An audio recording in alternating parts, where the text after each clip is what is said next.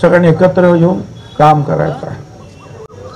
खरं तर मागच्या आठवड्यात, आता नाही 10 दिवसापूर्वी मंगळवारी, मागच्या मंगळवारी अजितदादा, तटकरे आणि प्रफुल्ल पटेल, मुश्रीफ होते. मला आमंत्रण दिलं की आपल्याला चर्चा करायची आहे, बोलायचं आहे. मी गेलो आणि ही चर्चा सुरू झाली. आणि मग त्यांनी सांगितलं की बस आमची इच्छा, ठीक आहे तुम्ही मंत्रिमंडळात यावं. मी कुठे नाही म्हणतो, मी तर तयारच आहे. जो भी मिला वहां खुश है,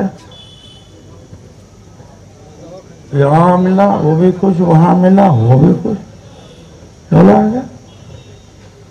पण राजकारणात कधी काय होतं का सांगता येत नाही. म्हणून मी इथे अनेक मिटिंगी तुमच्या बरोबर घेतल्या, परंतु कुणाला माहीत सुद्धा पडलं नाही की काय ठरलं.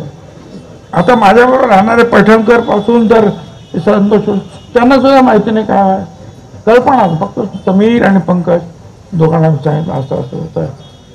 आणि म्हणून अनेक कार्यक्रम घाईघाईनं करून मी मुंबईला रवाना झालो.